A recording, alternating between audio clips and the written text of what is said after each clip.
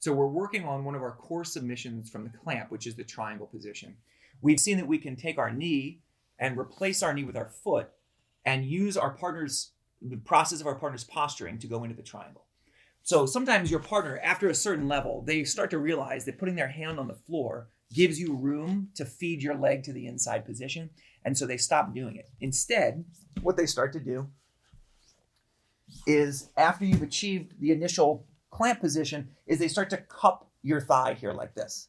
Okay, this is a good strategy here.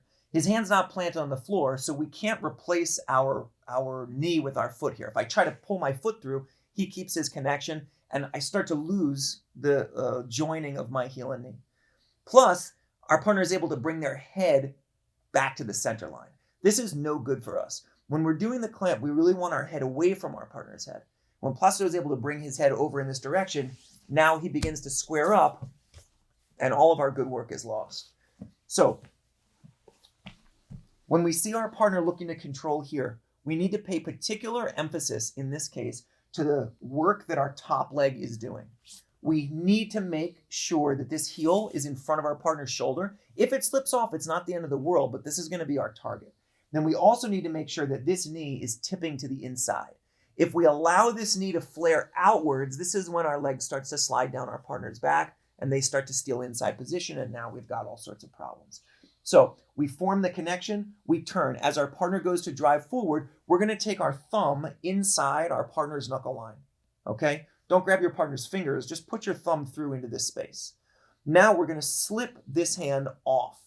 If I just try to push his wrist to the outside, it's going to be difficult. But what we can do is straighten our arm. And when we straighten our arm straight up, we can slide our partner's hand off of our leg. Now, with our extended arm, our partner finds it hard to bring this hand back inside. As they do so, we can take our foot, place it on the inside. Now we'll keep hold of our partner's knuckles, fire our leg up, cross the ankles, we're back in the trap triangle. We follow the same routine that we did previously. We scoop underneath our partner's shoulder, we cover our partner's shoulder with our hand, windshield wiper, connect, and we're into the finish. So we have a partner who's a little bit sharper. And as we go into our clamp here, they start to bring their head up.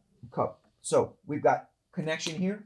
We find our thumb directly underneath, or we don't find it, we put it, our thumb directly underneath our partner's knuckles, and we take the arm up. Notice that our arm stiffens and straightens away. This is going to prevent him from putting his hand back inside. Now we can take our foot, find our partner's shoulder, fire the legs up, cross the ankles, and scoop. If your partner begins to stand up for whatever reason, then you're just going to scoop underneath your partner's knee. All right. From here, everything else is the same, and we go into finish. This is one of the most common responses from people who are not familiar with the clamp position, and even people who are. They want to slow down that process of your bringing your legs to the inside, and so it's a pretty good idea for them to hold on to that leg. Your cue is to find that knuckle line, strip that hand, and go directly back into your attack.